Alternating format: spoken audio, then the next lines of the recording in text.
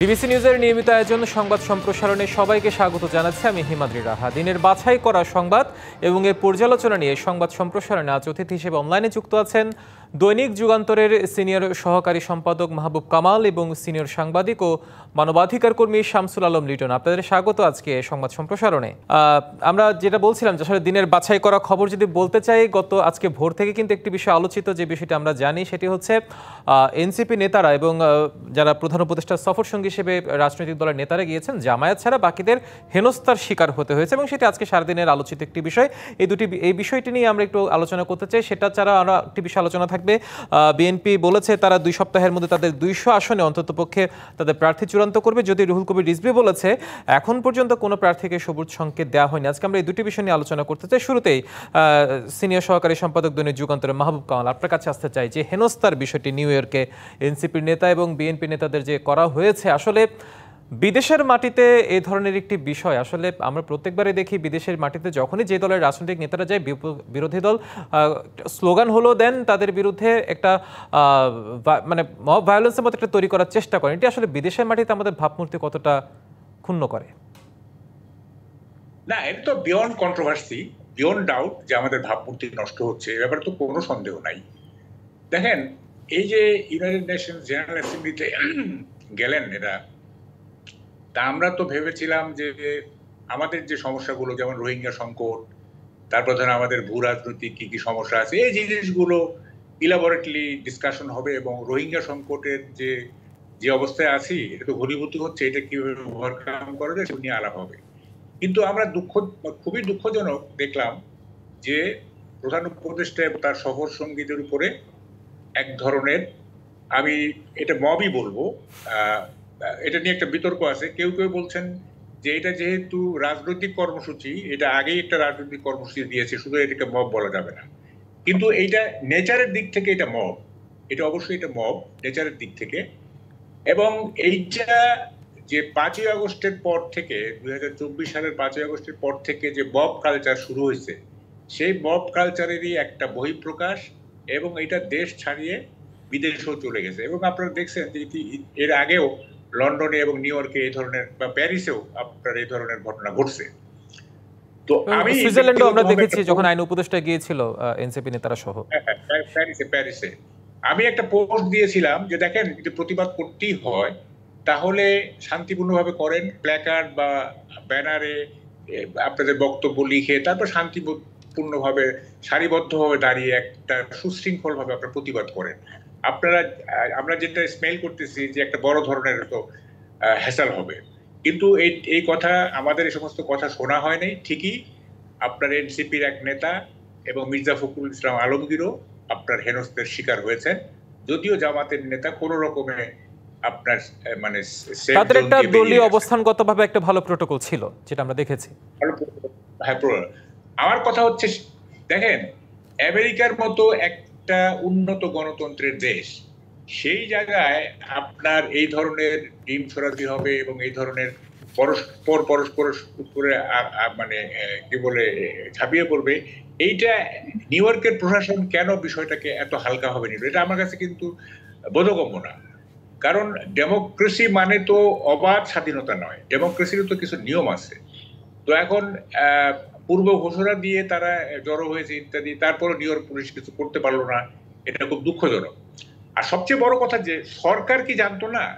সরকার তো জানতো যে আপনার আওয়ামী লীগ এই ধরনের একটা প্রোগ্রাম নিচ্ছে, এবং তাদের ওখানে তো আমাদের কনসুলেট আছে, আমাদের গোয়েন্দা সংস্থা আছে, তারা তো রিপোর্ট দিবে। এবং যদি পেয়ে থাকে কনসুলেট অফিস থেকে, তাহলে কেন সরকার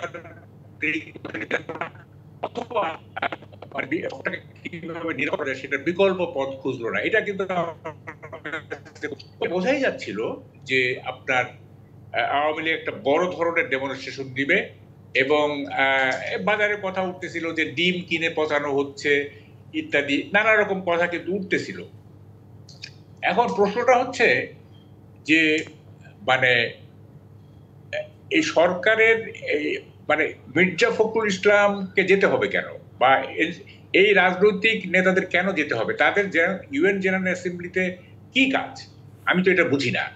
যদি এই 3 দলের নেতাদের সঙ্গে যদি চিফ অ্যাডভাইজারের কোনো মানে আলোচনার প্রয়োজন হয়, সেটা তো দেশেই করা যায়, সেই যে নিউ ইয়র্কে গিয়ে করতে হবে, এটার কোনো জাস্টিফিকেশন আমি পাইলাম না।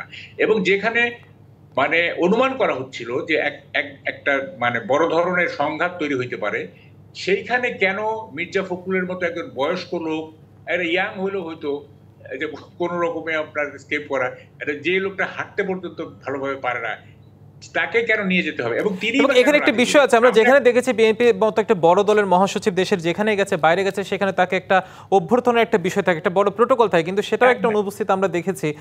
আমরা এই বিষয়ে আপনার কাছে মাহবুব কামাল আবার ফিরবো। আমরা একটু শামসুল আলম লিটন আপনার কাছে যেতে চাই। আপনার কাছে যে প্রশ্নটি রাখতে চাই সেটি হচ্ছে আসলে প্রতিবাদের ভাষাটা কেন এমন হয়ে যাচ্ছে দিন দিন, আমরা যদি বলতে চাই। মানে একটা জিনিস হলো সেটার প্রতিবাদে মানে বাদ প্রতিবাদটা এত বড় হয়ে ঠেকছে যে বিদেশ বিভুঁয়ে গিয়েও আমাদেরকে সেই জায়গাটা, যেটা মাহবুব কামাল বললো, সেই মবের ঢেউটা বিদেশে গিয়েও পড়তে হচ্ছে।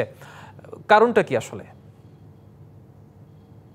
ধন্যবাদ। আমি প্রথমত মাহবুব ভাই যে এটিকে মব বলছেন, হ্যাঁ, এখানে কিছু শব্দ চয়ন ইত্যাদি হয়েছে, গালাগালি হয়েছে, যেটা প্রচন্ড ইনডিসেন্ট। এবং মার্কিন যুক্তরাষ্ট্রের মতো সভ্য দেশে বাংলাদেশের, আমি ভাবমূর্তি শব্দটা বলবো না, ভাবমূর্তি এত সহজ ব্যাপার না। কোনো একটা দেশের ভাবমূর্তি কোনো উচ্ছৃঙ্খল কিছু মানুষের অথবা শৃঙ্খলিত অথবা ডিসিপ্লিন কিছু মানুষের প্রতিবাদ, অথবা কোনো একটা ছোটখাটো আনরুলি ঘটনার মধ্যে দিয়ে ভাবমূর্তির তেমন কিছু হয় বলে মনে হয় না। কিন্তু এটা নোটেড হয় যে কে কিভাবে তার বক্তব্য রাখলো, কে কিভাবে তার প্রোটেস্ট করলো আর কি, সেটা। কিন্তু মূলত বিদেশে যে রাজনীতিটা, এটা হচ্ছে মুখ্য কথা। বিদেশে রাজনীতি প্রয়োজন আছে কি নাই এ নিয়ে অনেক কথা হয়েছে। এবং দেশে যদি নিয়মতান্ত্রিক রুল অফ ল এবং গণতন্ত্র যদি এস্টাবলিশড হয়, তাহলে বিদেশের রাজনীতির প্রয়োজনীয়তা ধীরে ধীরে কমে যাবে। যদি দেশের ভিতরেই কথা বলার সুযোগ থাকে, তাহলে বিদেশে মানুষের জীবনের অত্যন্ত প্রতিটি আওয়ার অনেক অনেক ভ্যালুয়েবল, এবং কাজ পেলে তাদেরকে আসতে হয়। এখন নিউ ইয়র্কের ব্যাপারটা কিন্তু একটু ডিফারেন্ট হইতে দেখা হচ্ছে। নিউ ইয়র্কে অনেকেই নানাভাবে বলতে চাচ্ছেন যে যেহেতু সেখানে সজীব ওয়াজেদ জয় আসছে, সে কারণে তার নেপথ্য ইন্ধনেই অর্গানাইজিং পুরোগ্রাম ঘটেছে কিনা, ঘটতে পারে, নাও ঘটতে পারে। কিন্তু মূলত কথা হচ্ছে যে আওয়ামী লীগ তো গত 1 বছরে দেশ ছাড়া হওয়ার পর, বিপুল সম্পদ বিদেশে পাচার করার পর, এবং 2000-এর বেশি যে ছাত্র জনতাকে হত্যা করার পর, এবং যেই গণবিরোধী যে ক্রাইম এগেনস্ট হিউম্যানিটি, যে সমস্ত অভিযোগে অভিযুক্ত হাজার হাজার নেতা, মন্ত্রী, এমপি, তারা যখন বিদেশে পালিয়েছেন, মার্কিন যুক্তরাষ্ট্র তার মধ্যে অন্যতম একটি স্টেশন। সুতরাং এই ডিমের ভাষাটা কি? ডিম কিন্তু যতটা না বিপজ্জনক, তার চেয়ে ডিমের ভাষাটি আরো বেশি বিপজ্জনক। ডিমের ভাষাটি হচ্ছে যে কি, ওনারা কি নির্বাচন করতে যাচ্ছেন? না, শেখ হাসিনা বলে দিয়েছেন যে ডক্টর ইউনূসের সরকার তিনি কোনো নির্বাচন করবেন না। তাহলে নির্বাচনের জন্য না, অধিকারের জন্য না, তাহলে কিসের জন্য? এই ডিমের ভাষাটি হচ্ছে যে গণহত্যা আওয়ামী লীগ চালিয়েছে, এর বিচার করা যাবে না, আওয়ামী লীগকে তার রাজনৈতিক অধিকার ফেরত দিতে হবে। কিন্তু কথা হচ্ছে যে দ্বিতীয় বিশ্বযুদ্ধের পর এটা ইন্টারন্যাশনাল রেফারেন্স আছে যে কেউ যদি রাষ্ট্রীয় সিদ্ধান্তে রাষ্ট্রীয় এবং বেসরকারি যে বাহিনীগুলোকে কোনো এটার সুনির্দিষ্ট ব্যাখ্যা এবং টার্ম আছে, যে টার্ম অনুসারে জাতিসংঘ এটাকে মানবতা বিরোধী অপরাধ হিসেবে চিহ্নিত করেছে, রিপোর্ট দিয়েছে, কারা জড়িত তাদেরকে সামরিক, বেসামরিক, রাজনৈতিক সকলকে চিহ্নিত করে জাতিসংঘ তার রিপোর্ট দিয়েছে। সুতরাং এটা ইন্টারন্যাশনালি রিকগনাইজ হয়েছে। এখন আওয়ামী লীগের এই ডিমের ভাষাটি আমাদের বুঝতে হবে। আওয়ামী লীগের ডিমের ভাষা এবং এরশাদ বিরোধী আন্দোলনের সময় অথবা শেখ হাসিনা বিরোধী আন্দোলনের সময় যে প্রতিবাদ বিক্ষোভ হয়েছে বিভিন্ন ধরনের বিভিন্ন প্যাটার্নে, হ্যাঁ, সেটা কিন্তু এক জিনিস নয়। আমার মনে হয় এখানে এম্বাসির অনেক ব্যর্থতা আছে।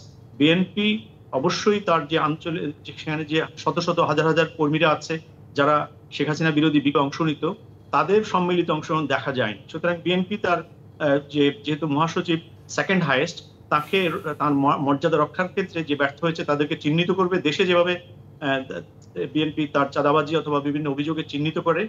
আর সর্বশেষ হচ্ছে যে এম্বাসিতে কোনো বড় ধরনের পরিবর্তন হয়নি। যেখানে এনএসআই এবং অন্যান্য সংস্থার যারা কাজ করছেন, সেখানে প্রায় 99% ইউরোপ আমেরিকাতে কিন্তু রয়ে গেছে। ফ্যাসিবাদের দোসররা যখন এম্বাসিতে কাজ করবে, তখন কিন্তু এটা খুবই স্বাভাবিক যে সেখানে সরকারের উপদেষ্টারা নিরাপদ থাকবে না। যেটি সুইজারল্যান্ডে হয়েছে, লন্ডনে হয়েছে, সর্বশেষ নিউ ইয়র্কে হয়েছে, এবং পরবর্তী উপদেষ্টারা যেখানেই যাক না কেন, তাদের যে অনেকগুলো জিনিস রাষ্ট্রীয় গোপনীয়তার ব্যাপার আছে, অনেকগুলো এবং অনেকটা আগাম ঘোষণা দিয়ে দিয়ে কিন্তু হয়েছে। আগাম ঘোষণা দিয়ে হচ্ছে, কারণ হচ্ছে যে তাদের কাছে এনাফ ইনফরমেশন আছে। এবং আমি নিজে লন্ডনের ব্যাপারগুলো খেয়াল করেছি, যেখানে অন্য সংশ্লিষ্ট যারা সাংবাদিকরা কিংবা বিভিন্ন রাজনৈতিক পক্ষ জানার আগে যারা এই ঘটনাগুলো, আনরুলি ঘটনাগুলো করবে অথবা এই যে বিচার বন্ধ করা অথবা নানা রকমের অপপ্রয়াস, এবং যে মন্ত্রীরা এখানে খুনের মামলা এখানে এখন লড়ার কথা, আইনের মুখোমুখি হওয়ার কথা, তারা ওখানে বিক্ষোভের নেতৃত্ব দিচ্ছেন। সুতরাং এটা খুবই স্পষ্ট যে ফাঁসির দড়ি যদি সামনে থাকে তাহলে সাঙ্গপাঙ্গ নিয়ে এরকম বিক্ষোভ করাটাই খুবই স্বাভাবিক। ডিম মারা কেন, এর চেয়ে বড় কিছু করা স্বাভাবিক। কিন্তু যেহেতু আইনের দেশ, সেখানে নাকের ডগা পর্যন্ত আসা যায়।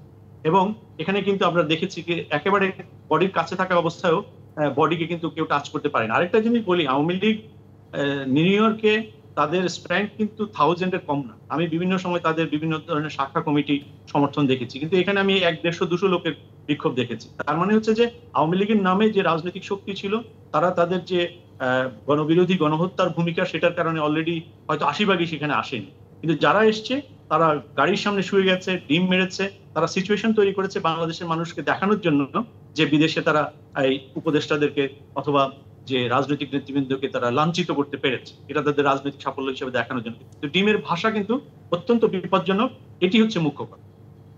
নিশ্চয়ই। শামসুল আলম লিটন, মাহবুব কামাল, আপনারা থাকুন, আমাদের সামনে একটা বিরতিতে যাচ্ছে। বিরতির পর আরও আরেকটি বিষয় আছে, যেটি আমরা বিএনপি যে 2 আসনে তাদের প্রার্থী চূড়ান্ত করার বিষয় বলেছে, সেটি নিয়ে আমরা একটু আলোচনা করব। থাকুন আমাদের সাথে। দর্শক, সংবাদ সম্প্রসারণের একটি বিরতির সময় হয়েছে, ফিরছি একটু পরে, সঙ্গে থাকুন। বিরতির পর আবারও স্বাগত সংবাদ সম্প্রসারণে। সাথে আছেন দৈনিক যুগান্তরের সিনিয়র সহকারী সম্পাদক মাহবুব কামাল এবং সিনিয়র সাংবাদিক ও মানবাধিকার কর্মী শামসুল আলম লিটন। আমরা ফিরছি। মাহবুব কামাল, আপনার কাছে বিরতির পর শুরু করতে চাই, সেটি হচ্ছে রুহুল কবির রিজভী জানিয়েছেন যে এখন পর্যন্ত কোনো প্রার্থীকে সবুজ সংকেত দেওয়া হয়নি আগামী নির্বাচনকে কেন্দ্র করে প্রার্থিতার বিষয়ে। কিন্তু আজকে আমাদের ডিবিসি নিউজকে মেজর হাফিজউদ্দিন আহমদ বলেছেন 1 সপ্তাহের মধ্যে অন্তত 200 আসনে প্রার্থী চূড়ান্ত করবে বিএনপি। যদি সবুজ সংকেত দেওয়া নাই হয়ে থাকে তাহলে সেক্ষেত্রে এত কম সময়ের মধ্যে 200 আসনে প্রার্থী দেওয়া কতটা সম্ভব বলে মনে করছেন? আপনার দীর্ঘদিনের সাংবাদিকতার অভিজ্ঞতা থেকে যদি বলেন। বলছি তার আগে লাস্ট এপিসোডে 2-1 মিনিট একটু বলে নেই, এটা মানে তখন তো অসমাপ্ত থাকলো। দেখেন, যুক্তরাষ্ট্র এবং ইউরোপ কয়েকটা শহরে বাঙালি সমাজ হাইলি পলিটিসাইজড। হ্যাঁ, যেমন ধরেন লন্ডন এবং নিউ ইয়র্ক, হাইলি পলিটিসাইজড বাঙালি সমাজ। ইভেন ইউরোপে, আমি কিছুদিন আগে ইউরোপের কয়েকটা জায়গায় গেছি, যেমন প্যারিসে ছিলাম, হেলসিঙ্কিতে ছিলাম, সব জায়গায় বাঙালি সমাজ পলিটিসাইজ, আইদার আওয়ামী লীগ, নাইলে বিএনপি, নাইলে জামাত, নাইলে ওইটা সেইটা ইত্যাদি। এখন কথা হচ্ছে এই বিশেষ করে লন্ডন এবং নিউ ইয়র্কের বাঙালি সমাজ কতটা রাজনীতি করতে পারবে, এইটা মনে হয় সংশ্লিষ্ট দলগুলির নেতৃবৃন্দকে ডিসাইড করতে হবে যে তোমরা this fur and not further. Politics যদি করতে হয় এই পর্যন্ত করা যাবে। আমাদের পলিটিক্যাল নেতৃত্বই তো ভালো না, তারা তো মানে এই যে বিদেশের যে বিশেষ করে নিউ ইয়র্ক এবং লন্ডনের যে রাজনীতি, সেইটাকে তারা নানাভাবে ক্যাশ করতে চায়। কিন্তু তারা যদি ডিসাইড করে যে নিউ ইয়র্ক এবং লন্ডনের মানে সংশ্লিষ্ট রাজনৈতিক কর্মীরা এই পর্যন্ত রাজনীতি করতে পারবে, এর বেশি করা যাবে না, তাইলে কিন্তু একটা দেখেন আমেরিকাতে কিন্তু অনেক ভারতীয় আছে, অনেক ভারতীয়, কিন্তু কোনো ইন্ডিয়ান কোনো নেতা গেলে কি এই ধরনের আপনার ভায়োলেন্স হয়? অর্থাৎ আপনার কথা হচ্ছে সেখানে দেশের বাইরে যদি রাজনীতি করতে হয় তাহলে সেই দেশের সংস্কৃতি শালীনতা বজায় রেখেই আমাদের দেশের রাজনীতি চর্চাটা সেখানে করতে হবে। এটা সিদ্ধান্ত দিতে হবে মানে রাজনৈতিক দলগুলোকে। নিশ্চয়ই, আসলে প্রেক্ষাপট বিবেচনায় সেটা কতটুকু সহজ হবে সেটাও নিশ্চয়ই প্রশ্নের দাবি রাখে। আপনার কাছে যে প্রশ্নের উত্তর জানতে চাইছিলাম আসলে বলি, সেটা হচ্ছে যে এই যে সংস্কৃতিতে যে এই যে স্ল্যাং ঢুকে গেল, এই যে অপভাষা প্রয়োগের হলো, এইটা কিভাবে মুক্ত করা যায়, আমি এইটা নিয়ে খুবই চিন্তিত। এবং আমাদের কালচারাল স্ট্যান্ডার্ড এত কমে গেছে। হ্যাঁ, আমি বারবার বলি যে আমাদের মূল সমস্যা কালচারাল, পলিটিক্যাল সমস্যা সেকেন্ডারি। কালচারাল প্রবলেম থেকে পলিটিক্যাল প্রবলেমের উৎপত্তি হয়। তা এই কালচারাল প্রবলেমটা কিভাবে সলভ করা যাবে, এবং এই যে স্ল্যাং, এই যে অপভাষা এবং এই যে মানে কি বলে যে অশ্লীলতা, এইখান থেকে কিভাবে রাজনীতিকে উদ্ধার করে, এটা চিন্তা করি। এখন আপনার পয়েন্টে আসি, সেটা হলো দেখেন এই যে বলতেছে না যে এই কেউ বলতেছে 200, কেউ বলতেছে এখনো ঠিক হয় নাই। বিএনপি রাজনীতি থেকে আমি বুঝতেছি না, এক একজন এক এক রকম কথা বলে। হ্যাঁ, যার যেটা মনে হয় সে সেটা বলে দিচ্ছে। প্রথম কথা হচ্ছে যে নির্বাচন কিভাবে হবে সেটি তো এখনো ঠিক হয় নাই। এটা ওয়েস্টমিনিস্টার হবে না পিয়ার সিস্টেমে হবে সেটি তো ঠিক হয় নাই। যদি পিয়ার সিস্টেমে হয় তাহলে তো আপনার এই প্রার্থী ঘোষণা করে কি লাভ, মানে কনস্টিটিউশন ওয়াইজ কি লাভ? তো প্রথমে তো আপনার ওইটা রিজলভ করতে হবে যে মানে নির্বাচনটা কোন সিস্টেমে হবে, এইটা কিন্তু এখন আনরিজলভ, এবং এইটা বর্তমান রাজনীতির সবচেয়ে বড় কন্ট্রাডিকশন। এবং এইটার সমাধানের মধ্য দিয়ে, এইটা যদি সমাধান হয় তাইলে এক ধরনের সোসাইটি হবে, এইটার যদি সমাধান না হয় তাহলে আরেক ধরনের সোসাইটি হবে। ফলে এইটাকে রিজলভ করতে হবে। আর প্রার্থীগুলি পরে বাদ দেন, জামাতও আমরা যুগান্তরে জামাতের 296 প্রার্থী তালিকা তৈরি মানে ছাপছি, মানে 296 জন প্রার্থী তারা প্রায় 300 আসনে মোটামুটি তৈরি করে রেখেছে না। কথাটা যে লাভটা কি, প্রথম কথাটা হচ্ছে যে যদি ওয়েস্টমিনিস্টারে হয় তাহলে তো এই জিনিসগুলো আর থাকতেছে না, এক। 2 নম্বর দেখেন, নির্বাচন কিন্তু ইজ এট স্টেক। আপনি আজকে জানেন, ওইটা আপনি কেন প্রসঙ্গ তুললেন না আমি জানি না, সেটা হচ্ছে এনসিপি কে কিন্তু শাপলা মার্কা দেওয়া হয় নাই, এবং তারা বলছে যে বিকল্প ভাবতে। এখন আবার এনসিপির যে সার্জিস আলম, সে বলতেছে যে যদি মার্কা দেয়া না হয় তাহলে নির্বাচন কিভাবে হয় আমরা দেখে ছাড়বো। তাহলে এই যে হুমকিগুলি আসতেছে নির্বাচনের প্রশ্নে, হ্যাঁ, উনি কিন্তু সরাসরি বলতেছেন যে যদি মার্কা দেয়া না হয় তাহলে কারা কিভাবে নির্বাচন করে আমরা এটা দেখে নিব। তাইলে যেখানে অর্থাৎ অনেকগুলো নির্বাচনে অনেকগুলো প্রশ্নের প্রশ্ন উঠছে, এবং আপনি যেটা বলছেন যে যৌক্তিক আসলে পিআর হবে কিনা, আমাদের আগের পদ্ধতিতে হবে কিনা, সেই বিষয়টি আসলে আছে। সেছাড়া প্রার্থী ঘোষণা কতটা যৌক্তিক সেটিও একটি বিষয়। আপনার পর্যবেক্ষণটা আসলে আমরা পেলাম। আমরা শামসুল আলম লিটন আপনার কাছে যেতে চাই সেই বিষয়টি, যেটি বললো যে মাহবুব কামাল, যে এখনো পিআর হবে কিনা, সাংবিধানিক পদ্ধতিতে হবে কিনা, সেটা নিয়ে এখনো ধোঁয়াশা রয়ে গেছে। আসলে এখন পর্যন্ত সেই ধোঁয়াশা থাকাটা, যেখানে ফেব্রুয়ারিতে নির্বাচন করার কথা, এখন অক্টোবর আসতেছে সামনে, অক্টোবরের পর নভেম্বর, আর হাতে মাত্র কয়েকটা মাস আছে, এটি আসলে এখনো যদি এস্টাবলিশ না হয়, আপনার নির্বাচনটা যে আদৌ হবে কিনা সে বিষয়ে আসলে কতটা প্রশ্ন থেকে যায়? Thank you. এটা এখানে আমার কাছে কোনো ধোঁয়াশা নাই, কারণ কয়েক মাস আগে জামাত ইসলাম তাদের প্রার্থী ঘোষণা করেছে 300 আসনের, আর বিএনপি আজকে বলেছে 200 আসনের কথা। তাও বিএনপি একজন স্ট্যান্ডিং কমিটি মেম্বার মেজর হাফিজ, তিনি 200-র কথা বলেছেন, হয়তো পরে 150 হতে পারে, 300 হতে পারে। আবার যেহেতু এখন পর্যন্ত এই সরকারের আইনগত অস্তিত্ব হচ্ছে 106 সংবিধানের ধারা অনুসারে, অর্থাৎ একটা ডকট্রিনের প্রেক্ষিতে, শূন্যতার প্রেক্ষিতে একটা সুপ্রিম কোর্ট রেফারেন্সের ভিত্তিতে এই সরকার প্রতিষ্ঠিত 106 ডকট্রিন। তো সুতরাং ওখানে সংবিধানের আলোকেই পরবর্তী নির্বাচন করতে হবে, রাইট হোক রং হোক, যে আছে সেটা অন্য। এবং ঐক্যমত কমিশনের যে রিকমেন্ডেশন গুলো জেনারেলি নেওয়া হয়েছে, সেখানে কিন্তু পিআর এর ব্যাপারে কোনো ঐক্যমত হয়নি। পিআর বিভক্ত রয়ে গেছে, এবং সমমনা কয়েকটি রাজনৈতিক দল তারা পিআর এর প্রশ্নে অটল আছে। কিন্তু উভয় পক্ষে হবে নাকি এক পক্ষে হবে, নাকি যেহেতু উচ্চকক্ষের নির্বাচন এভাবে হবে না কিভাবে হবে সেটা একটা আলোচনার ব্যাপার, এবং পার্লামেন্ট সেটিকে হয়তো কনফার্ম করবে। কিন্তু তার আগে নির্বাচনটি যেহেতু তত্ত্বাবধায়ক সরকারের যে রিপিলের যে বিলটি, আইন যে হাইকোর্টের যে ছিল, সেটি কিন্তু সুপ্রিম কোর্টের চূড়ান্ত ঘোষণার জন্য সুপ্রিম কোর্ট যদি এটাকে অ্যাবসলিউট করে, সেই ক্ষেত্রে আমাদেরকে তত্ত্বাবধায়ক সরকারের অধীনে নির্বাচন করতে হবে। এটা মোটামুটি যে রিজনেবল গ্রাউন্ডে এটা বিশ্বাস করার যথেষ্ট কারণ আছে। পরবর্তী নির্বাচন তত্ত্বাবধায়ক সরকারের অধীনে হবে, এবং সেই ক্ষেত্রে 90 দিন আগে যদি তত্ত্বাবধায়ক সরকার করতে হয়, তাহলে ডিসেম্বরের প্রথম সপ্তাহে, ডিসেম্বর, জানুয়ারি এবং ফেব্রুয়ারি না, নভেম্বরের শেষ সপ্তাহে অবশ্যই তত্ত্বাবধায়ক সরকার গঠন করতে হবে। সুতরাং আমার মনে হয় কামাল ভাই যেখানে বিভ্রান্ত, আমি সেখানে বিভ্রান্ত নই, এবং স্পষ্টভাবে বাংলাদেশ নির্বাচনের দিকে যাচ্ছে। আর এনসিপি যেটি বলেছে, এটি তাদের রাজনৈতিক বক্তব্য। এই বক্তব্য তারা যদি অব্যাহত রাখে, তাহলে তারা আন্দোলন করবে, সংগ্রাম করবে, কিন্তু আগামী কয়েকটা মাসের কথা আপনি বলেছেন, আসলে কয়েকটা সপ্তাহ, এই কয়েকটা সপ্তাহের মধ্যে নতুন রাজনৈতিক পরিস্থিতি তৈরি করা খুবই জটিল। পাশাপাশি সরকারের সামনে কোনো বিকল্প, এবং তত্ত্বাবধায়ক সরকার ব্যবস্থা যেটা বলছে, সেটা আপিলের রায় সম্ভবত অক্টোবরেই আছে, 20 বা 21 তারিখ, সেটার পরও হয়তো অনেক কিছু নির্ভর করছে। আমি একটু বলতে পারি? হ্যাঁ হ্যাঁ হ্যাঁ, সংক্ষেপে 1 মিনিট সময়। না, এখানে কিন্তু রিটন ভাই একটু ঝামেলা আছে। যেমন ধরেন, এই যে জামাতের নেতৃত্বে যারা আন্দোলন করছে এখন কয়েকটা দল, তাদের কিন্তু আরো একটা বড় দাবি আছে, সেটা হচ্ছে যে জাতীয় পার্টি এবং এই যে আওয়ামী লীগের এলাকায় যে 14 দল, তাদেরকে নিষিদ্ধ করতে হবে, তাদের রাজনীতি করতে পারবে না। এবং জামাত যে দাবি দুইটা মেজর দাবি, একটা পিআর সিস্টেম আর একটা হলো এইটা।